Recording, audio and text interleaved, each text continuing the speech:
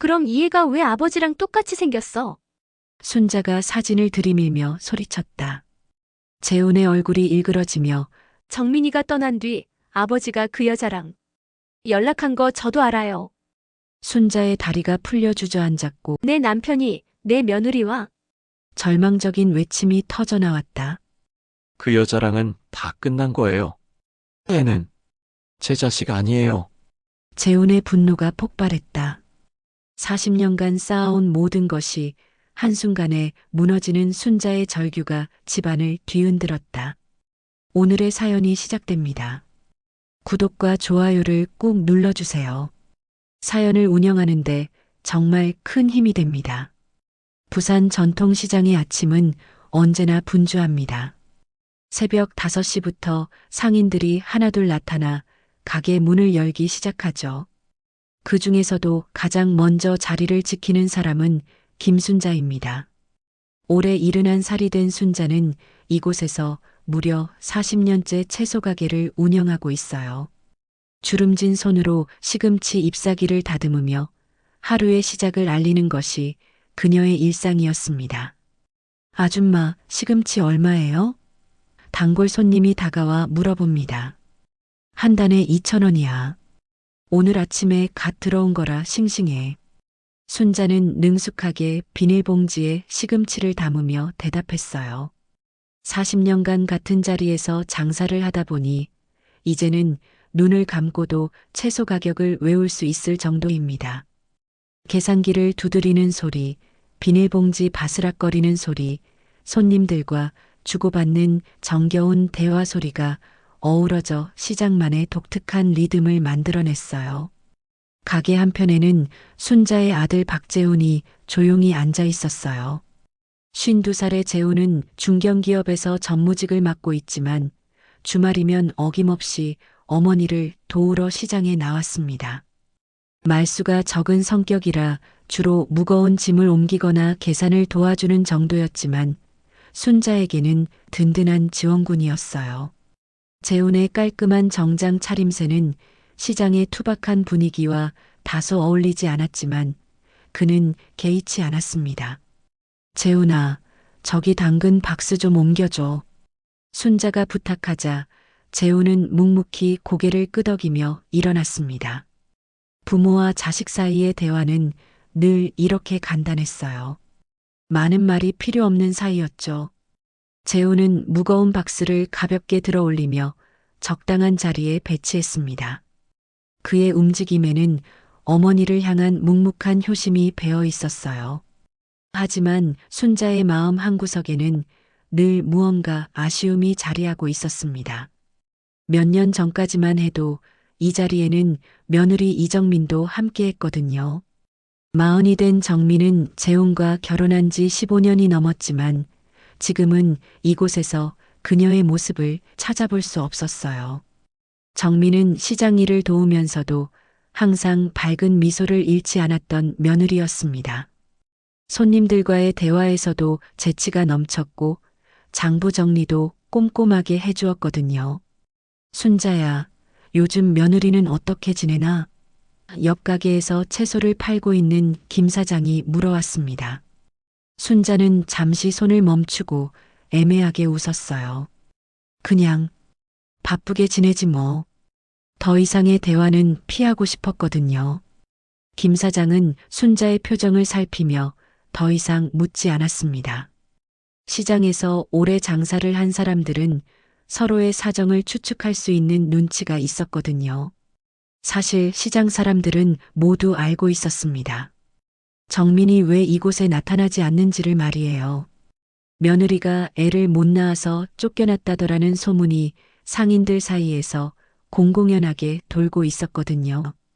소문은 항상 사실보다 과장되기 마련이지만 이번에는 진실에 가까웠어요. 시장에서는 이런 이야기들이 빠르게 퍼지기 마련이었습니다.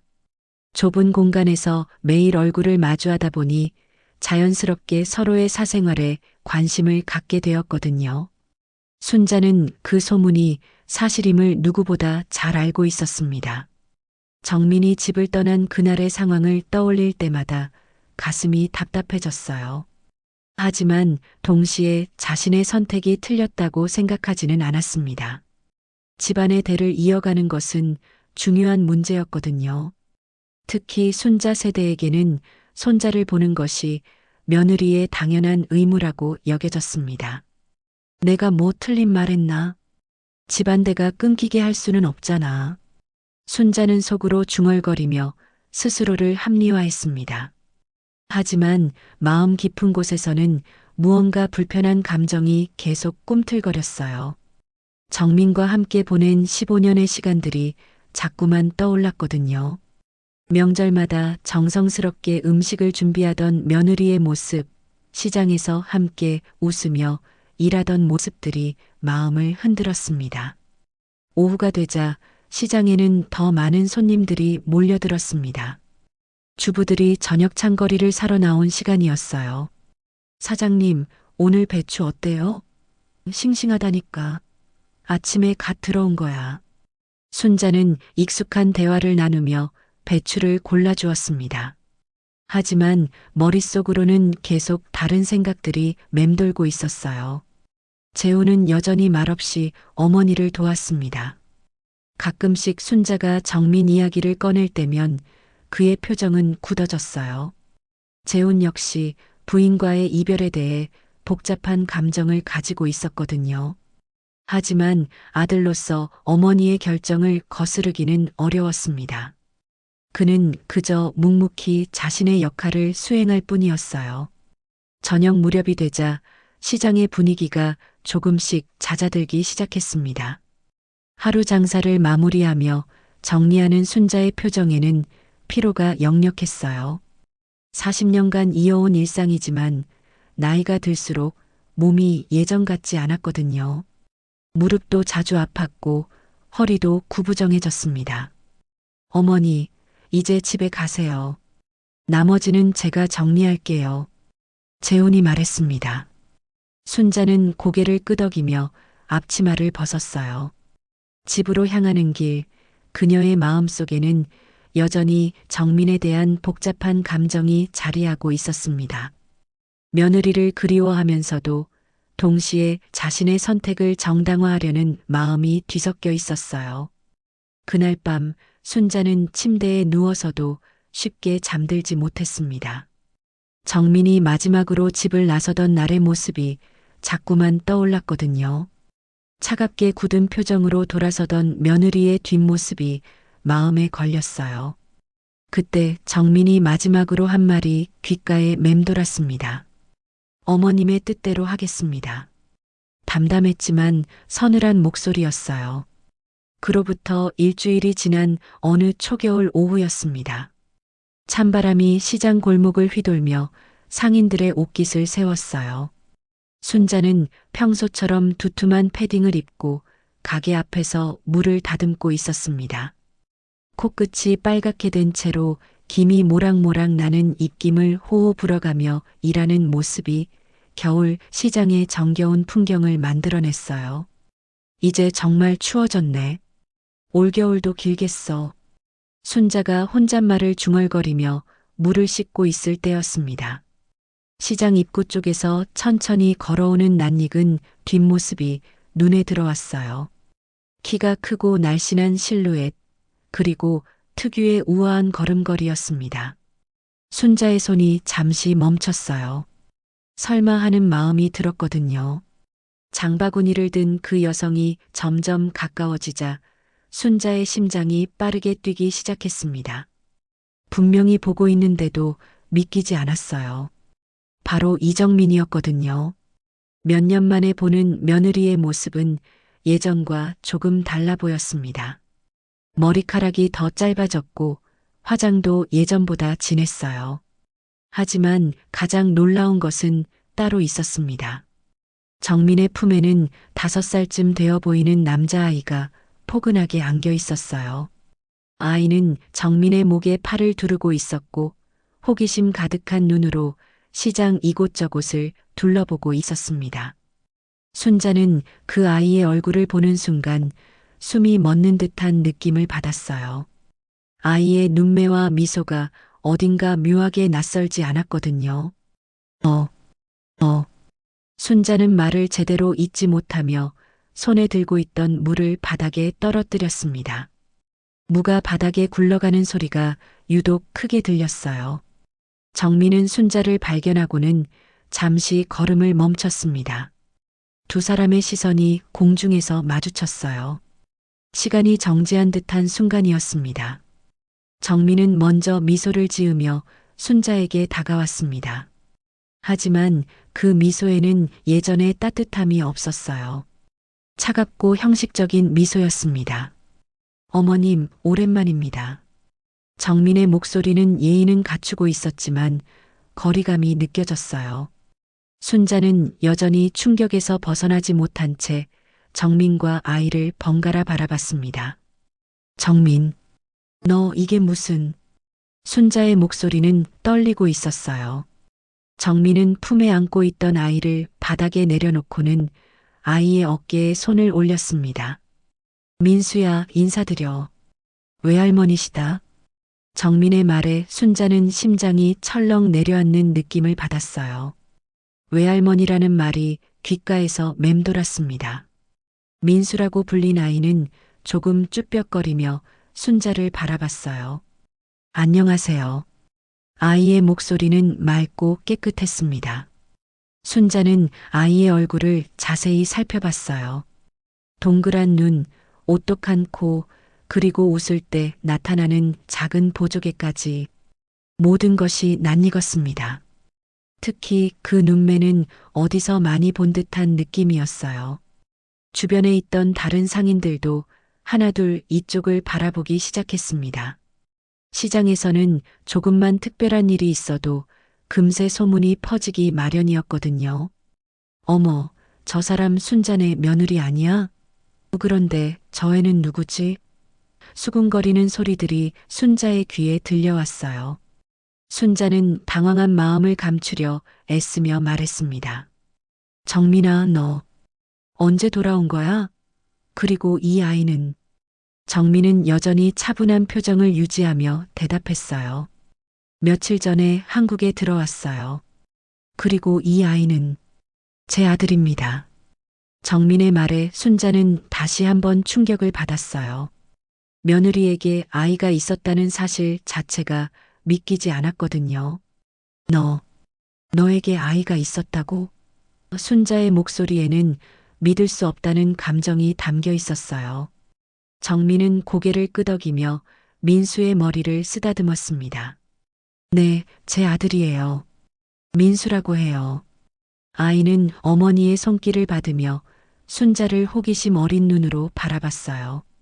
순자는 아이의 얼굴을 다시 한번 자세히 살펴봤습니다. 볼수록 낯익은 얼굴이었어요.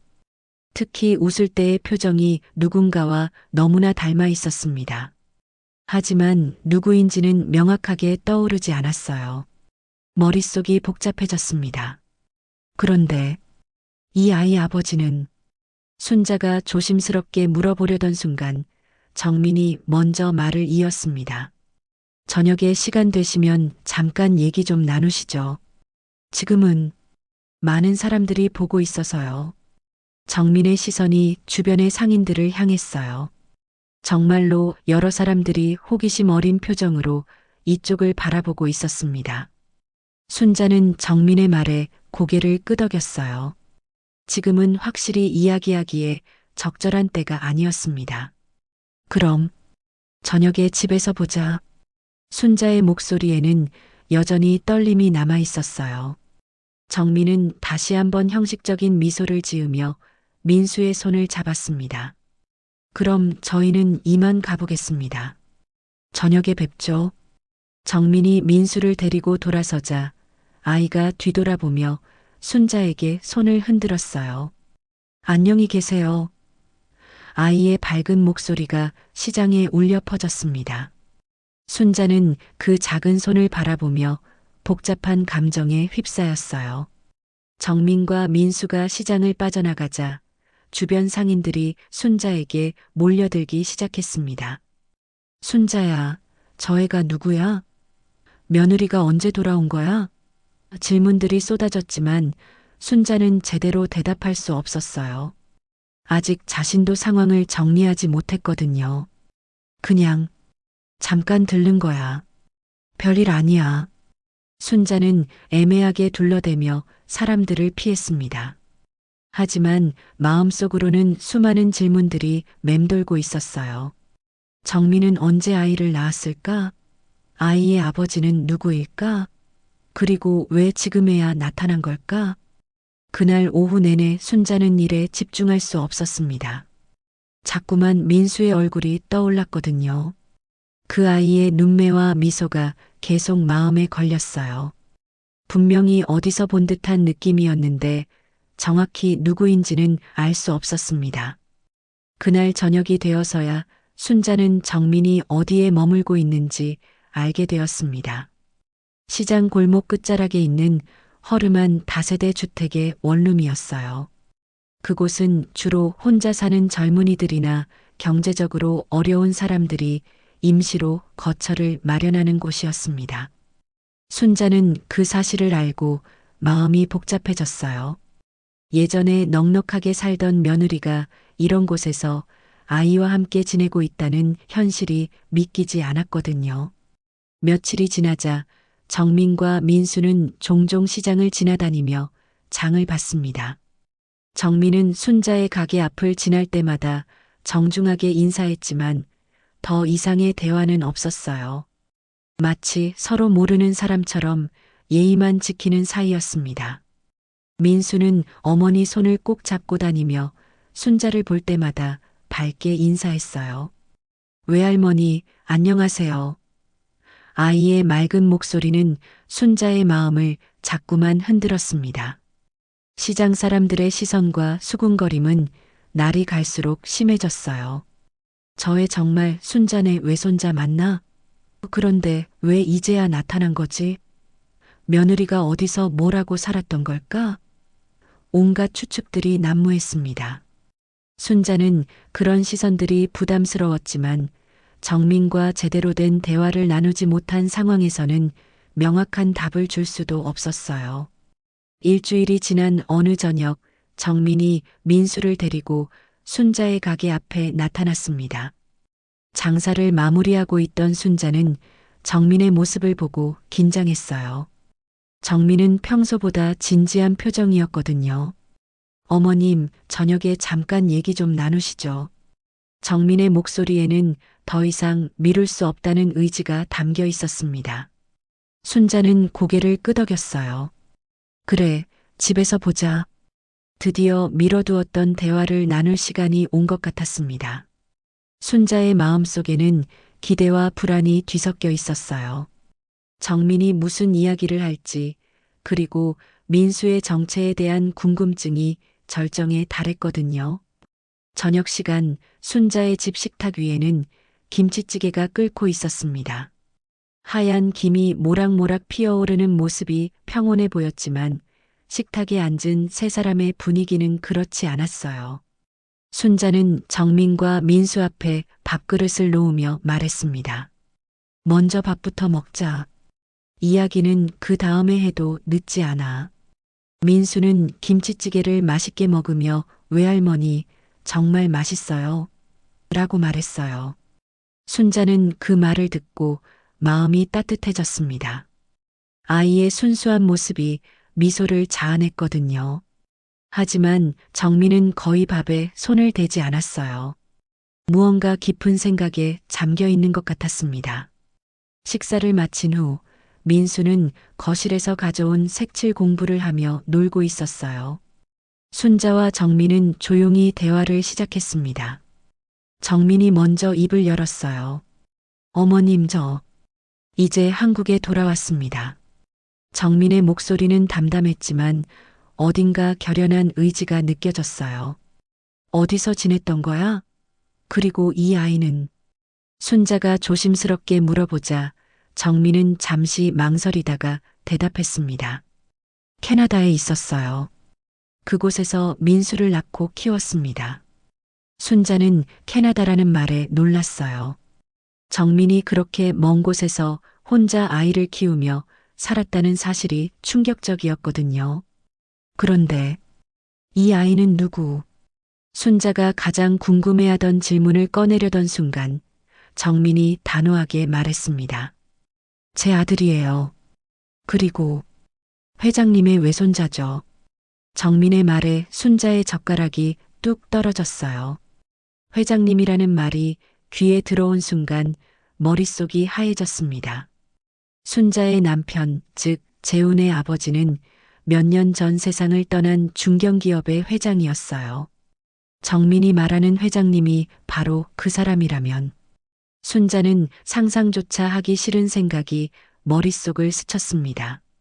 무슨 헛소리야? 순자의 목소리가 떨렸어요. 정민은 순자의 충격적인 반응을 예상하고 있었던 듯 차분하게 말을 이었습니다. 민수가 재훈 오빠의 아들이 아니라는 건 어머님도 아시잖아요. 정민의 말에 순자는 할 말을 잃었어요.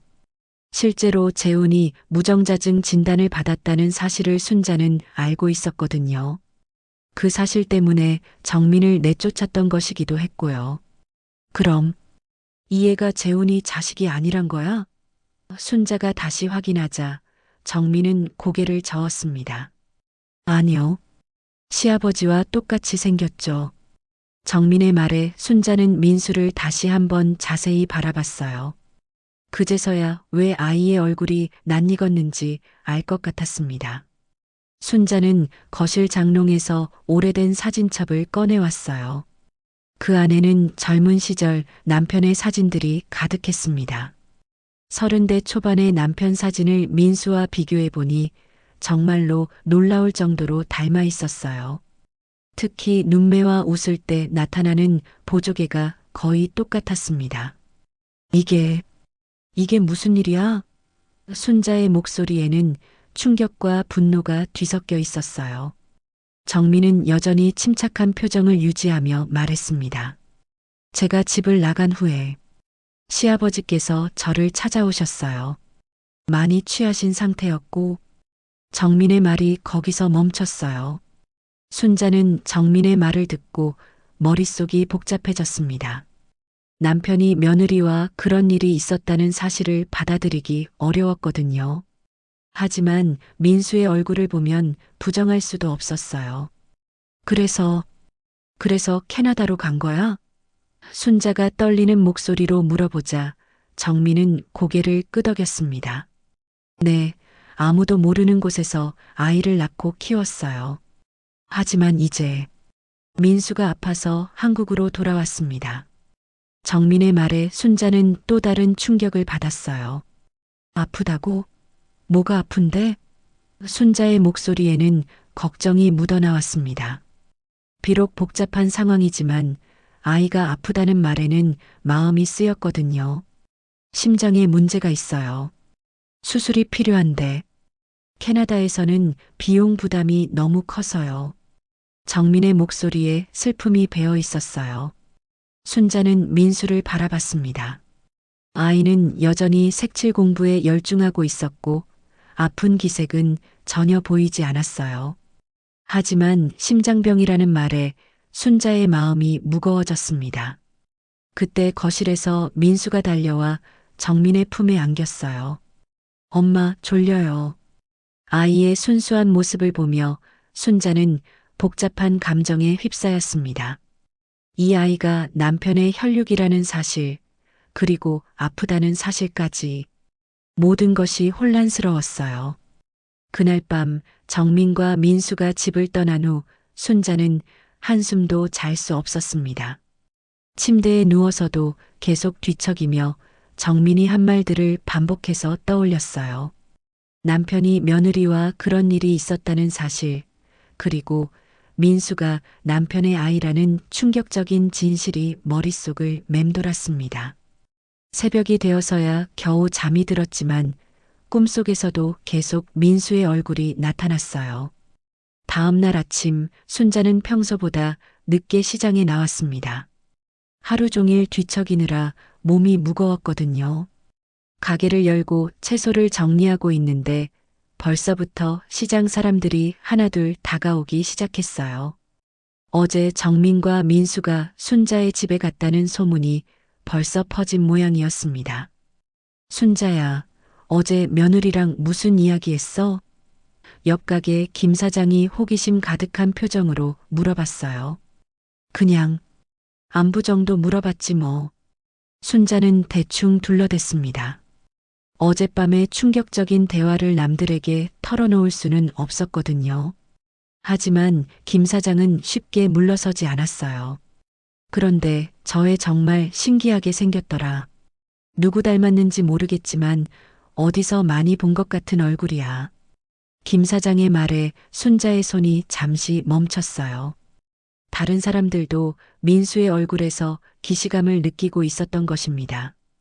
글쎄, 애들은 다 비슷비슷하게 생기잖아. 순자는 애써 태어난 척했지만 속으로는 불안했어요. 오전 내내 손님들과 상인들이 민수 이야기를 꺼냈습니다. 저애 정말 예쁘게 생겼던데. 그런데 아버지는 누구일까? 며느리가 혼자 키우는 건 아니겠지? 온갖 추측들이 오갔어요. 순자는 그런 이야기들을 들을 때마다 가슴이 답답했습니다. 진실을 말할 수도 없고 그렇다고 거짓말을 계속할 수도 없는 상황이었거든요. 점심때쯤 되자 더욱 놀라운 일이 벌어졌습니다. 시장에서 오래 장사를 해온 박할머니가 순자에게 다가와 속삭였어요. 순자야, 저애. 혹시 너희 시아버지 어릴 때 사진 본 적 있나? 박할머니는 순자보다 나이가 많아서 순자의 시아버지가 젊었을 때를 기억하고 있었던 것입니다. 왜요? 순자가 조심스럽게 물어보자 박할머니는 고개를 흔들며 말했어요. 아니야, 그냥 저 애가 옛날에 우리 동네에 살던 어떤 사람이랑 너무 닮아서 말이야. 특히 웃을 때 보조개 나는 게 똑같더라고. 박할머니의 말에 순자는 식은땀이 났어요. 혹시 박할머니가 눈치채고 있는 건 아닐까 싶었거든요. 그런가요? 저는 잘 모르겠는데. 순자가 얼버무리자 박할머니는 더 이상 묻지 않았어요. 하지만 그 시선이 의미심장했습니다. 순자는 박할머니가 떠난 후에도 한동안 불안한 마음을 떨칠 수 없었어요. 만약 다른 사람들도 민수와 시아버지의 닮은 점을 눈치챈다면 어떻게 될까 걱정되었거든요. 오후에 재훈이 시장에 왔을 때 순자는 더욱 예민해졌습니다. 재훈은 평소처럼 조용히 어머니를 도왔지만 종종 심각한 표정으로 무언가를 생각하는 모습을 보였어요. 재훈아, 무슨 생각해? 순자가 물어보자 재훈은 잠시 망설이다가 대답했습니다. 어머니, 어제 정민이가 왔다면서요? 재훈의 목소리에는 복잡한 감정이 섞여 있었어요. 순자는 아들에게 어떻게 말해야 할지 몰랐습니다. 정민과 민수에 대한 진실을 아들에게 털어놓기에는 너무 충격적이었거든요. 응, 잠깐 들렀었어. 순자는 간단하게 대답했어요. 그 아이는 정민이 아이인가요? 재훈이 조심스럽게 물어봤습니다. 순자는 아들의 표정을 살펴봤어요. 재훈의 얼굴에는 궁금증과 함께 뭔가 불안한 기색이 느껴졌습니다. 정민이가 그렇다고 하더라. 순자의 대답에 재훈은 고개를 끄덕였지만 여전히 석연치 않은 표정이었어요. 그런데 아버지는 재훈이 말을 꺼내려다가 멈췄습니다. 순자는 아들이 무슨 말을 하려는지 대충 짐작할 수 있었어요. 재훈도 자신의 상태를 알고 있었기 때문에 민수의 정체에 대해 의문을 가질 수밖에 없었던 것입니다. 나중에 집에서 이야기하자. 순자가 말하자 재훈은 더 이상 묻지 않았어요. 저녁이 되자 순자는 집에 돌아가서 오래된 사진첩을 다시 꺼내 들었습니다. 남편의 젊은 시절 사진들을 하나하나 자세히 살펴봤어요. 어젯밤에 봤을 때도 놀랐지만 다시 보니 민수와의 닮은 점이 더욱 명확하게 보였습니다. 특히 30대 초반 남편의 사진은 민수와 거의 판박이었어요. 순자는 한 장의 사진을 오래 바라봤습니다. 남편이 회사 창립 기념일에 찍은 사진이었는데 그때의 미소와 보조개가 민수와 완전히 똑같았어요. 정말, 정말 닮았네. 순자는 혼잣말을 중얼거리며 사진을 만졌습니다. 이제는 의심할 여지가 없었어요. 민수는 분명히 남편의 아이였습니다. 그때 현관문이 열리며 재훈이 들어왔습니다. 어머니, 저 왔어요. 재훈은 거실에 앉아 사진첩을 보고 있는 순자를 발견했어요. 무슨 사진 보세요? 재훈이 다가오자 순자는 서둘러 사진첩을 덮었습니다. 그냥 옛날 생각이 나서. 하지만 재훈은 순자의 행동이 수상하다고 느꼈어요. 혹시 아버지 사진 보고 계셨나요? 재훈의 질문에 순자는 당황했습니다. 왜 그렇게 생각해? 어머니 표정이 뭔가 심각해 보여서요. 재훈은 어머니의 얼굴을 자세히 살펴봤어요. 순자는 아들에게 진실을 말해야 할지 고민했습니다. 하지만 아직은 때가 아닌 것 같았어요. 모든 상황을 정확히 파악하기 전까지는 성급하게 말하지 않는 것이 좋겠다고 생각했거든요. 그냥 정민이가 다시 나타나서 옛날 생각이 많이 나는 거야. 재훈은 어머니의 대답에 고개를 끄덕였지만 여전히 의구심이 남아 있었어요. 그 아이, 정말 정민이 아이가 맞나요? 재훈의 질문은 직설적이었습니다. 순자는 잠시 망설이다가 대답했어요. 정민이가 그렇다고 하는데 뭐라고 하겠어. 하지만 저는 아이를 가질 수 없잖아요. 재훈의 목소리에는 슬픔이 섞여 있었어요. 순자는 아들의 마음이 아팠습니다. 재훈도 자신의 상황 때문에 고통받고 있다는 것을 알 수 있었거든요. 그러니까 그 아이가 내 아이는 아니겠지. 순자의 말에 재훈은 복잡한 표정을 지었어요. 그럼 누구 아이죠? 재훈의 질문에 순자는 할 말을 잃었습니다. 진실을 말하기에는 너무 충격적이었고 거짓말을 하기에는 양심이 찔렸거든요. 그건 정민이에게 직접 물어봐야겠어. 순자는 애매하게 대답할 수밖에 없었어요. 그날 밤 순자는 또다시 잠을 이루지 못했습니다. 민수의 얼굴과 남편의 젊은 시절 사진이 계속 겹쳐 보였어요. 그리고 정민이 했던 말들이 귓가에 맴돌았습니다. 모든 것이 현실 같지 않았지만 부정할 수도 없는 상황이었어요. 며칠이 지나도 순자의 마음은 평정을 찾지 못했습니다.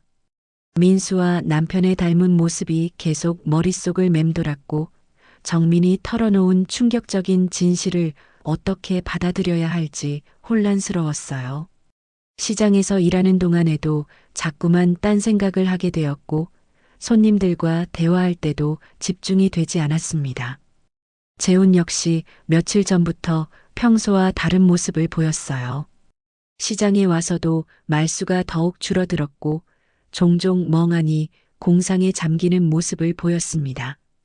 순자는 아들이 민수의 정체에 대해 의구심을 품고 있다는 것을 알 수 있었어요. 하지만 여전히 진실을 털어놓기에는 용기가 나지 않았습니다. 그날 저녁 재훈이 퇴근 후 집에 들어왔을 때 순자는 거실에서 또다시 사진첩을 펼쳐놓고 있었어요. 남편의 젊은 시절 사진들을 하나하나 들여다보며 민수의 얼굴과 비교하고 있었습니다. 볼수록 닮은 점이 명확해져서 더 이상 우연의 일치라고 생각할 수 없었거든요. 어머니, 또 아버지 사진 보세요? 재훈이 가방을 내려놓으며 물어봤습니다. 순자는 깜짝 놀라며 사진첩을 덮으려 했지만 이미 늦었어요. 재훈은 어머니가 보고 있던 사진을 흘끗 봤거든요. 왜 자꾸 아버지 사진을 보시는 거예요? 재훈의 목소리에는 의심이 담겨 있었어요. 순자는 더 이상 숨길 수 없다고 생각했습니다. 아들도 이미 뭔가 이상하다는 것을 눈치채고 있었거든요. 재훈아, 이것 좀 봐.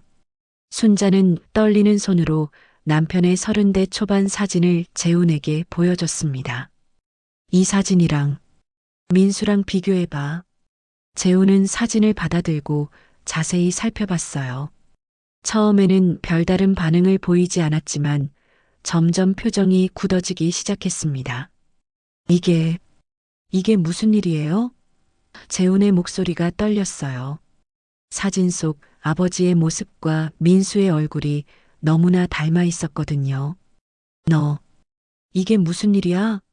순자가 떨리는 목소리로 물어보자 재훈은 사진을 내려놓고 깊은 한숨을 쉬었습니다. 어머니, 혹시 정민이가 뭔가 말했나요?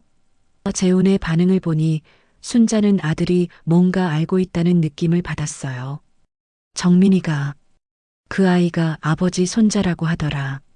순자가 조심스럽게 말하자 재훈의 얼굴이 완전히 굳어졌습니다. 정말로 그런 말을 했다고요? 재훈의 목소리에는 충격과 분노가 뒤섞여 있었어요. 순자는 정민과의 대화 내용을 재훈에게 털어놓기 시작했습니다. 정민이 집을 떠난 후 남편이 찾아갔다는 이야기, 그리고 민수가 그 결과라는 충격적인 진실까지 모든 것을 말했어요. 재훈은 어머니의 이야기를 들으며 점점 얼굴이 일그러졌습니다. 그럼 아버지가 정민이와 재훈이 말을 끝내지 못하자 순자가 고개를 끄덕였어요. 정민이 말로는 아버지가 술에 취해서 순자도 차마 다 말하지 못했습니다. 아무리 생각해도 믿기 어려운 일이었거든요. 재훈은 잠시 동안 아무 말도 하지 않았어요. 거실에는 무거운 침묵이 흘렀습니다. 시계 초침 소리만이 정적을 깨뜨렸어요. 순자는 아들의 반응이 궁금했지만 먼저 말을 걸기가 두려웠습니다. 그 여자랑은 다 끝난 거예요. 재훈이 갑자기 차가운 목소리로 말했습니다. 순자는 아들의 말에 놀랐어요. 무슨 소리야? 끝났다니. 애는 제 자식 아니에요. 재훈의 목소리에는 단호함이 담겨 있었어요. 하지만 이 사진을 봐. 아버지랑 똑같이 생겼잖아. 순자가 목소리를 높이자 재훈도 감정이 격해졌습니다. 그게 무슨 상관이에요? 저와는 아무 관계없는 아이라고요. 재훈의 외침에 순자는 당황했어요. 아들이 이렇게 격하게 반응할 줄은 몰랐거든요. 재훈아, 진정해. 우리가 차근차근 이야기해보자. 순자가 달래려 하자 재훈은 더욱 흥분했습니다. 뭘 이야기해요? 아버지가 제 부인과 그런 일을. 재훈의 목소리가 점점 커졌어요. 순자도 참고 있던 감정이 폭발했습니다. 그럼 이 애가 왜 아버지랑 똑같이 생겼어? 내가 아무리 부정해봤자 사실은 사실이야. 순자의 외침에 재훈은 잠시 말을 잃었어요. 어머니가 이렇게 화를 내는 모습을 본 적이 거의 없었거든요. 말다툼이 계속되던 중 재훈이 충격적인 말을 던졌습니다.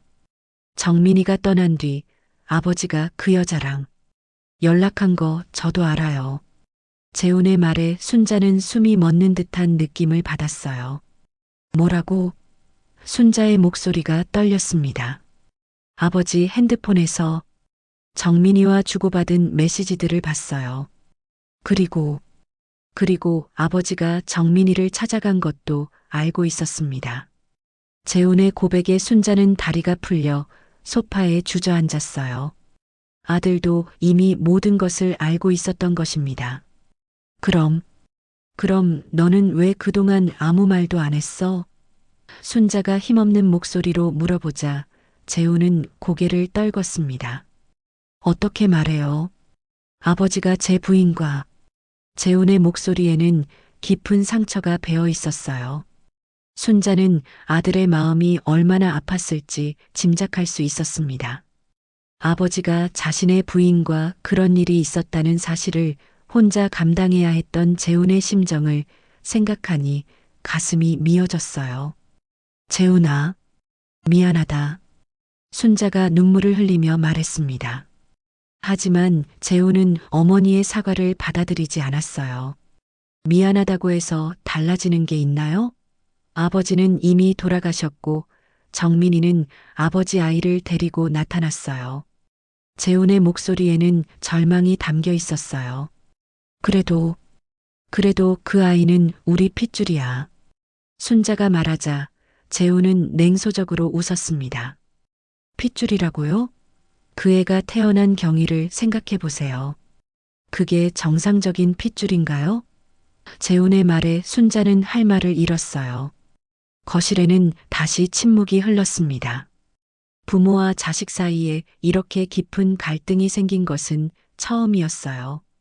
순자는 어떻게 이 상황을 해결해야 할지 막막했습니다.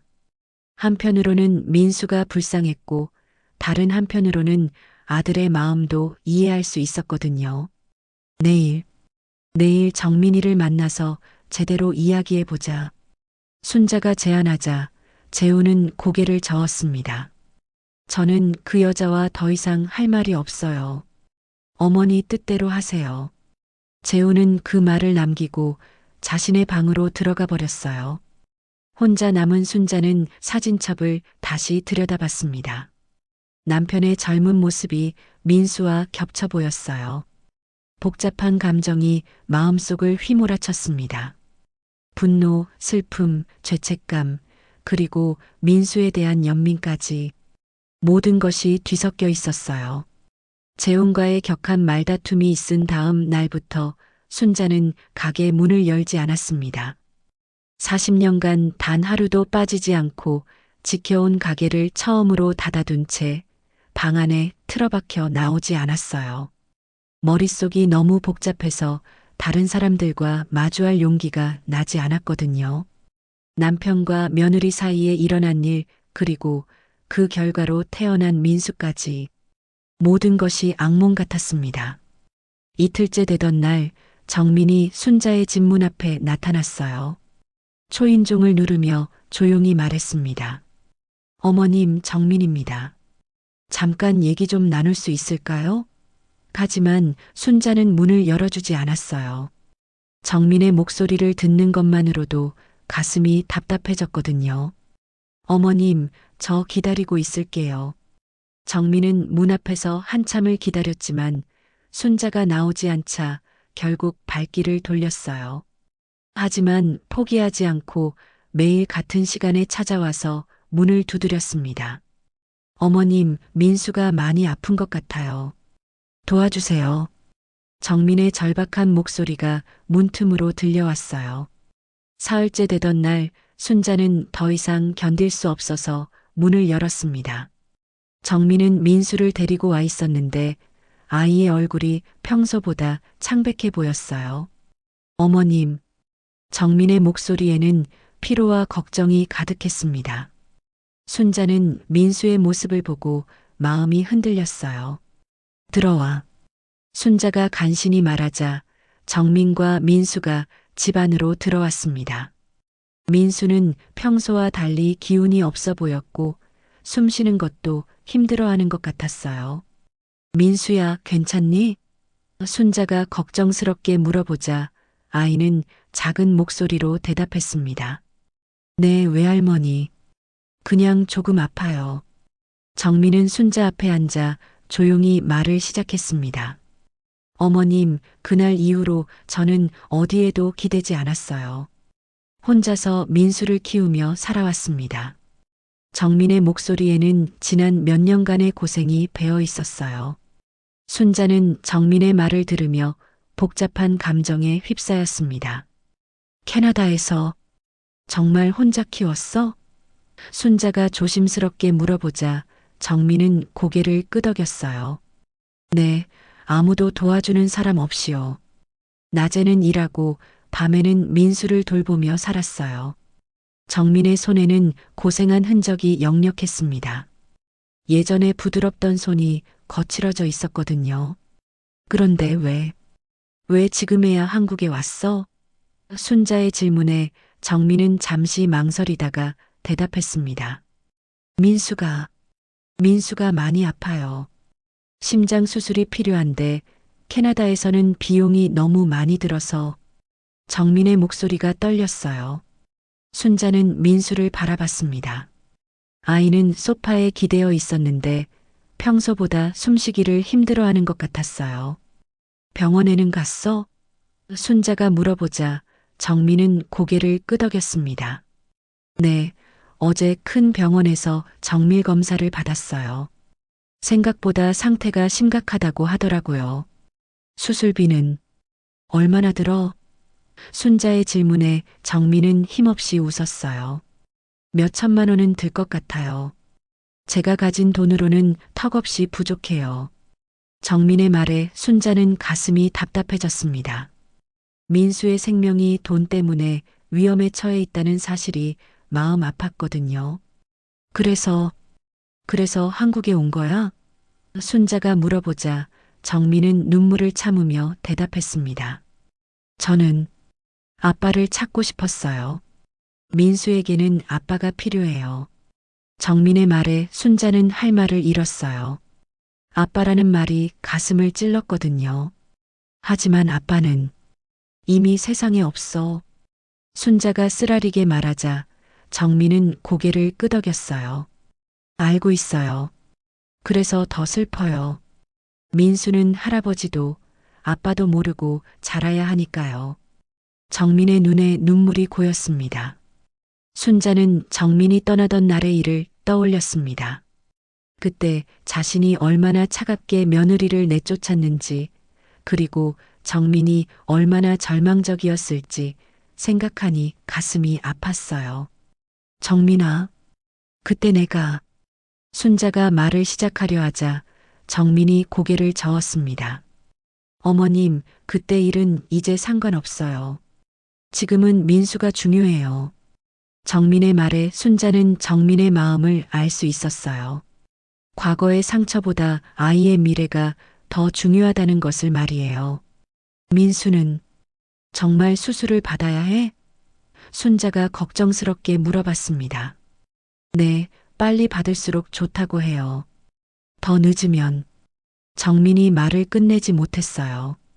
순자는 정민의 표정을 보고 상황이 얼마나 심각한지 알 수 있었습니다. 민수의 생명이 위험할 수도 있다는 뜻이었거든요. 그때 민수가 작은 목소리로 말했습니다. 엄마, 저 괜찮아요. 아프지 않아요. 아이는 어머니를 걱정시키지 않으려고 애쓰고 있었어요. 순자는 그런 민수의 모습을 보고 눈물이 났습니다. 5살밖에 안 된 아이가 이런 큰 병을 앓고 있다는 사실이 안타까웠거든요. 민수야, 외할머니가 도와줄게. 순자가 아이의 머리를 쓰다듬으며 말했어요. 민수는 순자를 보며 환하게 웃었습니다. 정말요? 고마워요, 외할머니. 아이의 순수한 미소를 보니 순자의 마음이 더욱 아팠어요. 정민은 순자의 말에 놀랐습니다. 어머님, 정말 도와주시겠어요? 정민의 목소리에는 믿을 수 없다는 감정이 담겨 있었어요. 순자는 고개를 끄덕였습니다. 이 아이는 우리 핏줄이야. 내가 어떻게 모른 척할 수 있겠어? 하지만 재훈 오빠는 정민이 걱정스럽게 말하자 순자는 손을 흔들었어요. 재훈이는 내가 설득할게. 지금 중요한 건 민수야. 순자의 결단에 정민은 눈물을 흘렸습니다. 어머님, 정말 고맙습니다. 그날 저녁 재훈이 집에 돌아왔을 때 순자는 민수의 병원 진단서를 보여줬습니다. 재훈아, 이것 좀 봐. 재훈은 진단서를 읽어보고 표정이 굳어졌어요. 이 아이가 이렇게 많이 아픈 거였어요? 재훈의 목소리에도 걱정이 배어 있었습니다. 응, 빨리 수술을 받아야 해. 그런데 수술비가. 순자가 말하자 재훈은 깊은 한숨을 쉬었어요. 어머니, 정말 도와주시려고요? 재훈의 물음에 순자는 단호하게 대답했습니다. 이 아이는 우리가 책임져야 해. 아무리 복잡한 사정이 있어도 말이야. 재훈은 잠시 동안 생각에 잠겼습니다. 며칠 전까지만 해도 민수를 인정하지 않으려 했지만 아이가 심각한 병을 앓고 있다는 사실을 알고 나니 마음이 흔들렸어요. 수술비는 얼마나 들어요? 재훈이 조심스럽게 물어봤습니다. 몇 천만 원 정도래. 순자의 대답에 재훈은 고개를 끄덕였어요. 그 정도라면 제가 마련할 수 있어요. 재훈의 말에 순자는 안도했습니다. 아들도 결국 민수를 도우려는 마음을 갖게 된 것 같았거든요. 재훈이 민수의 수술비를 마련하겠다고 한 다음 날 순자는 오랫동안 열어보지 않았던 남편의 유품 상자를 꺼냈습니다. 침실 깊숙한 곳에 보관해 두었던 낡은 나무 상자였어요. 뚜껑을 열자 묵직한 냄새와 함께 남편의 흔적들이 드러났습니다.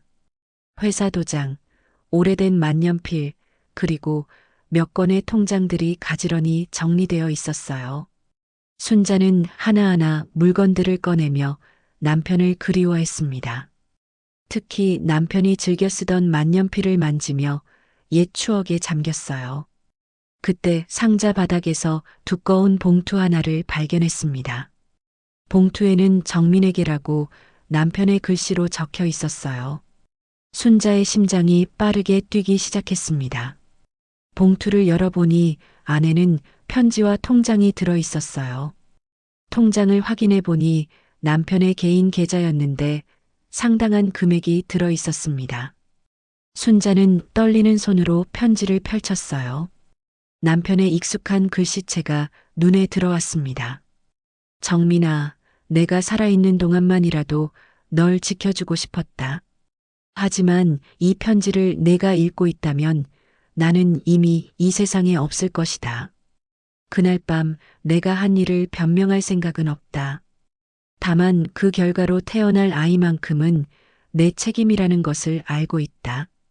편지의 첫 부분을 읽는 순자의 눈에 눈물이 고였어요. 편지는 계속 이어졌습니다.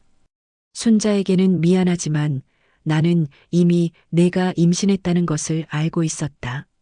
하지만 암 진단을 받은 후 얼마 살지 못할 것 같아서 차마 말하지 못했다. 이 돈으로 아이를 잘 키워다오. 그리고 언젠가 한국에 돌아올 날이 있다면 순자가 아이를 받아들일 수 있도록 도와달라. 순자는 편지를 읽으며 온몸이 떨렸어요. 남편이 이미 모든 것을 알고 있었다는 사실, 그리고 정민과 민수를 위해 돈을 준비해 두었다는 사실이 충격적이었습니다.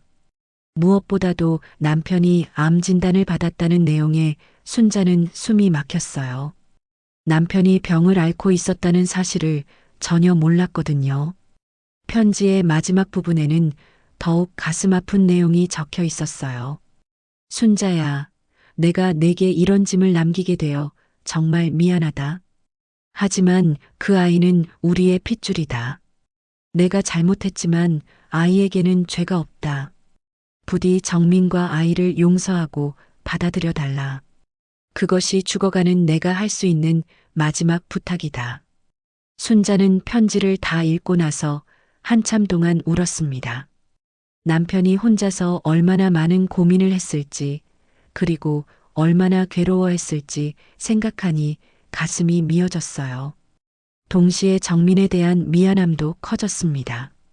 남편이 이렇게까지 준비해둔 것을 보니 정민을 내쫓은 자신의 행동이 얼마나 잘못되었는지 깨달았거든요. 그날 저녁 순자는 정민에게 연락했습니다.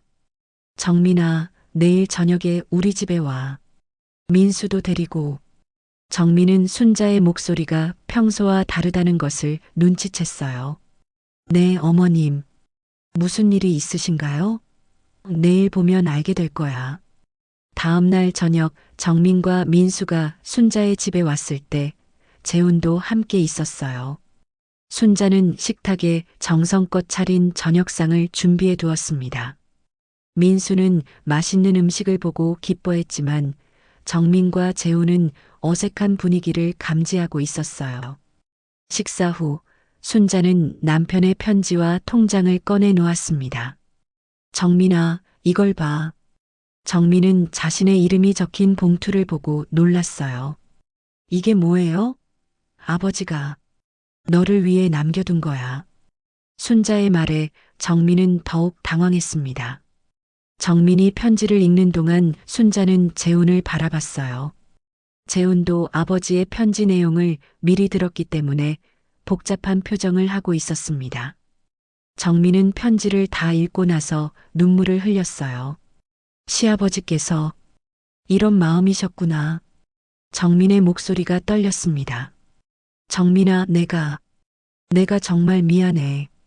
순자가 정민의 손을 잡으며 말했어요. 그때 너를 그렇게 내쫓은 것 정말 잘못했어. 아버지 마음도 모르고. 순자의 사과에 정민은 더욱 울었습니다.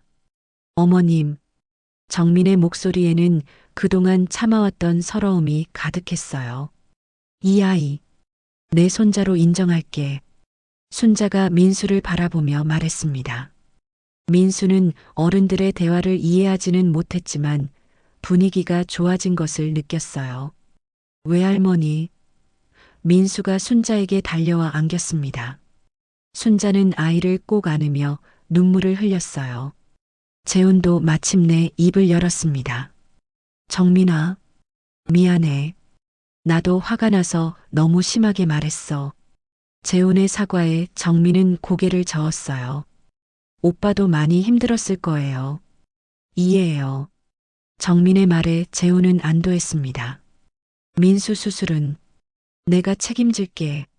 순자가 통장을 정민에게 건네며 말했어요. 이건 아버지가 너희를 위해 준비해 둔 거야. 마음껏 써. 정민은 통장을 받고 또다시 눈물을 흘렸습니다. 어머님, 정말 고맙습니다. 그날 밤 세 사람은 오랫동안 이야기를 나눴어요. 그동안 쌓였던 오해와 서운함을 풀어내며 서로의 마음을 이해하려고 노력했습니다. 민수는 어른들 곁에서 평화롭게 잠들어 있었어요. 정민아, 이제 우리 집에서 살자. 순자가 제안했습니다. 민수 수술하고 회복할 때까지라도 여기서 지내. 그 좁은 원룸에서는 안 돼. 정민은 순자의 제안에 감격했어요. 정말 괜찮으세요? 당연하지. 우리 가족인데. 재훈도 동의했습니다. 나도 찬성이야. 민수가 아픈데 혼자 감당하기 힘들 거야. 재훈의 말에 정민은 고개를 끄덕였어요. 고맙습니다. 정말 고맙습니다. 드디어 정민과 민수가 진정한 가족으로 받아들여지는 순간이었습니다. 민수가 순자의 무릎에 기대어 자는 모습을 보며 순자는 마음이 따뜻해졌어요.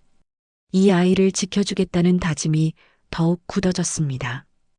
비록 복잡한 사연이 있었지만 이제는 진정한 가족이 될 수 있을 것 같았어요.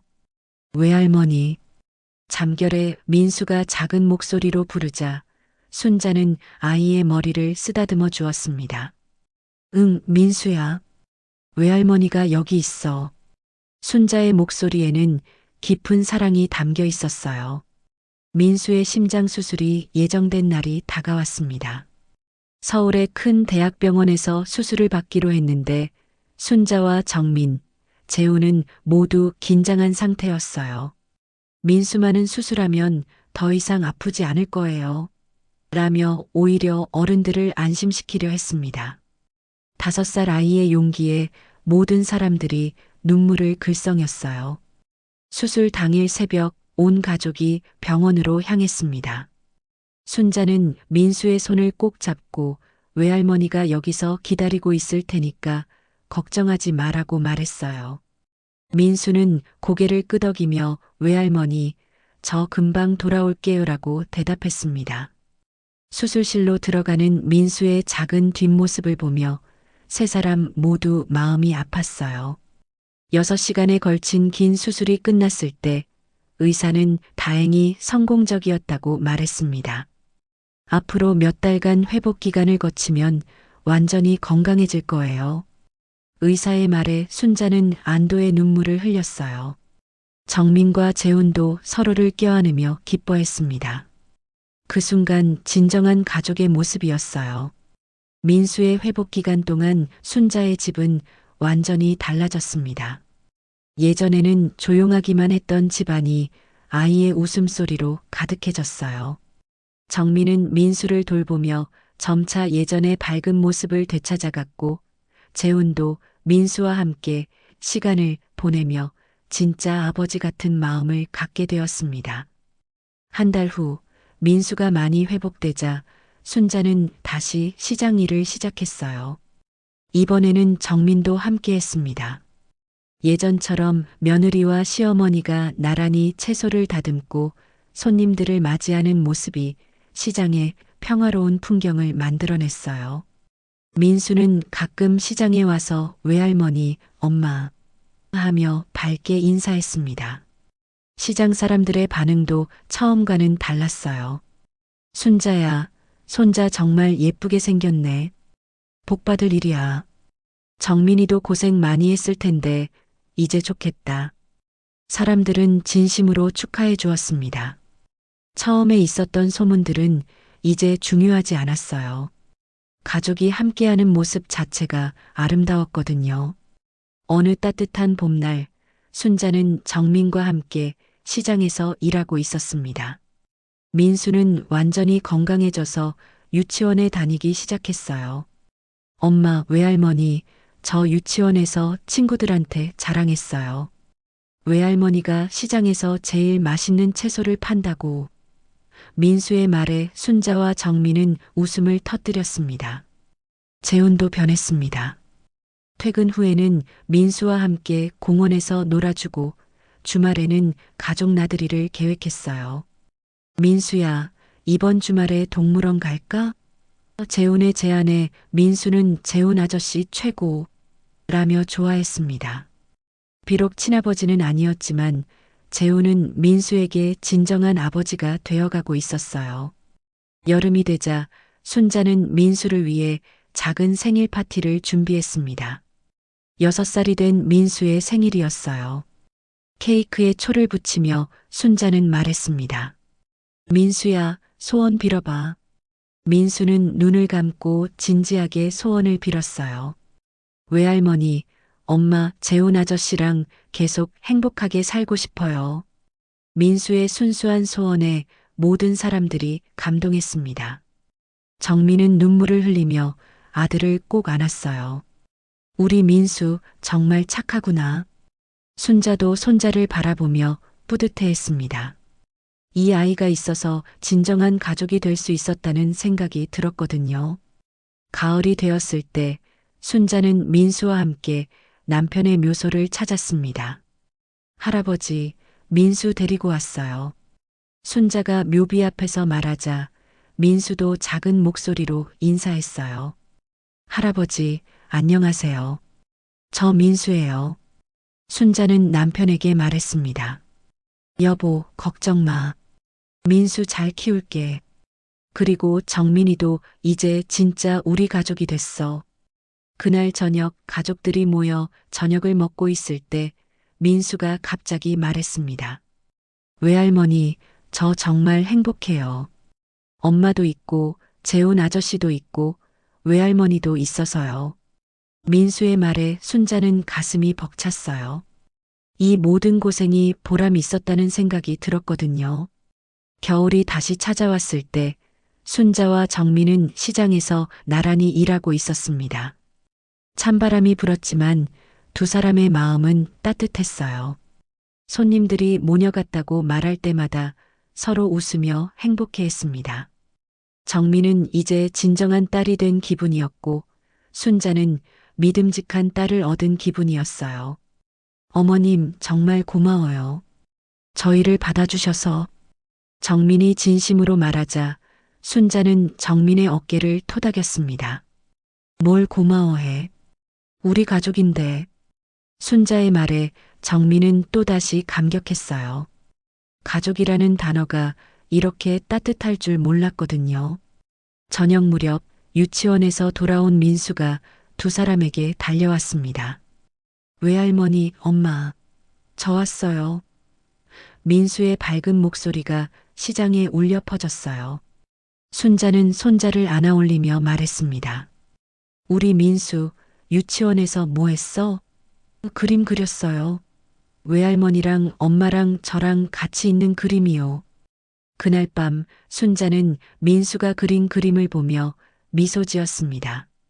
서툰 솜씨지만 정성이 가득한 그림 속에는 세 사람이 손을 잡고 웃고 있는 모습이 그려져 있었어요. 그림 아래에는 삐뚤빼뚤한 글씨로 우리 가족이라고 적혀 있었습니다. 겨울 햇살이 따뜻하게 비치는 어느 일요일 오후 순자는 정민, 재훈, 민수와 함께 공원을 산책했습니다.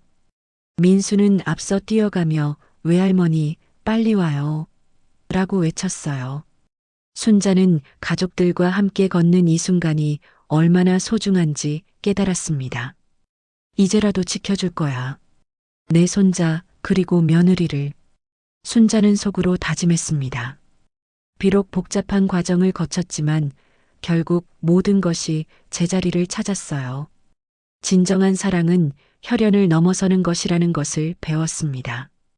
겨울 해가 따뜻하게 비치는 가운데 네 사람은 비로소 가족이라는 이름으로 새로운 시작을 하고 있었습니다. 과거의 상처는 치유되었고 미래에 대한 희망이 가득했어요. 사랑이 만들어낸 기적이었습니다.